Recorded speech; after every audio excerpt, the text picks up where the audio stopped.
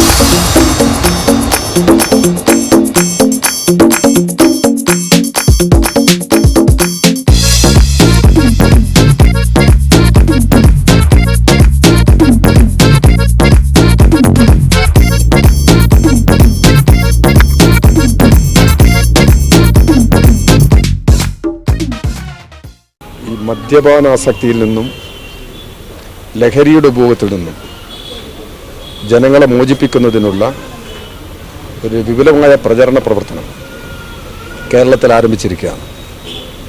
സംസ്ഥാന ഗവൺമെൻറ് തന്നെ ഇതിന് മുൻകൈയെടുക്കുകയാണ്. വിമുക്തി എന്ന ലഹരി വർജന മിഷനിലൂടെ എല്ലാ വീടുകളിലും എല്ലാ കുടുംബാംഗങ്ങളിലും എത്തുന്നതിന് വേണ്ടിയാണ് ശ്രമിക്കുന്നത്. ഇത് തിരുവനന്തപുരത്തേക്ക് മാത്രമുള്ളതല്ല കേട്ടോ, വന്ന് കോഴിക്കോട് വരെ എത്തും. കേരളത്തിലെ എല്ലാ ജില്ലാ കേന്ദ്രങ്ങളിലും ഡി അഡിക്ഷൻ സെൻ്ററുകൾ ജില്ലാ ആശുപത്രിയുടെ ഭാഗമായി പ്രവർത്തിപ്പിക്കുന്നതിന് ഗവൺമെൻറ് തീരുമാനിച്ചിട്ടുണ്ട്. അതിവേഗം അത് പ്രവർത്തന സജ്ജമാക്കും. കേരളത്തിൽ കോഴിക്കോട്ട് ഒരു ലഹരിയിൽ അഡിക്റ്റായിട്ടുള്ള ആളുകളെ ചികിത്സിക്കാനും അവർക്ക് പുനരധിവാസം നൽകാനും തൊഴിൽ പരിചയിപ്പിക്കാനും സാധിക്കാവുന്ന നിലയിലുള്ള ഒരു ഡി അഡിക്ഷൻ സെന്റർ പ്രത്യേകമായി സ്ഥാപിക്കുന്നതിനും തീരുമാനമെടുത്തിട്ടുണ്ട്. ഇതൊരു ഗംഭീര പദ്ധതിയാണ് കേട്ടോ, ഗംഭീര പദ്ധതി.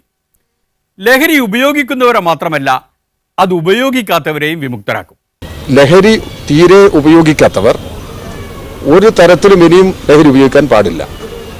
ഇപ്പം ലഹരിക്കിൽ അടിമപ്പെട്ടു നിൽക്കുന്നവരെ മോചിപ്പിക്കാനും ലഹരി ഉപയോഗിക്കാത്തവരെ പൂർണ്ണമായും ഇതിൽ നിന്ന് രക്ഷപ്പെടുത്തിയെടുക്കാനും സാധ്യമാകത്തക്ക നിലയിലുള്ള പ്രചരണമാണ് ഗവൺമെൻറ് ഉദ്ദേശിക്കുന്നത്.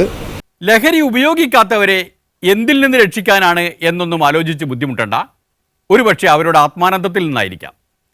ഏതായാലും ഇതിനുവേണ്ടി എല്ലാ ദിവസവും മന്ത്രി ഉണ്ടാവില്ല, ആളുകൾ വേറെയുണ്ട്. കുടുംബശ്രീ യൂണിറ്റിൽ അംഗങ്ങളാണ് എല്ലാ വീടുകളിലും എത്തി ഈ പ്രചരണത്തിന് നേതൃത്വം നൽകുന്നത്. അവരോടൊപ്പം അംഗനവാടി വർക്കർമാർ, ആശാ വർക്കർമാർ, വിദ്യാർത്ഥികൾ ഇവരെല്ലാം ഇവരോടൊപ്പം ചേർന്ന് എല്ലാ വീടുകളിലും എത്തും. അപ്പം ഇത് ജനങ്ങളുമായി ബന്ധപ്പെട്ട് അവരെ ഉപദേശിച്ച് ബോധവൽക്കരിച്ച് മാറ്റം വരുത്താനുള്ള ശ്രമമാണ്. ഈ ശ്രമവും വിജയിച്ചില്ലെങ്കിൽ പിന്നെ ഒരൊറ്റ വഴിയേ ഉള്ളൂ. മദ്യനയം മാറ്റി എല്ലായിടത്തും യഥേഷ്ടം മദ്യം എത്തിക്കുക. കുടിച്ചു മടുക്കുമ്പോൾ താനേ നിർത്തിക്കോളും.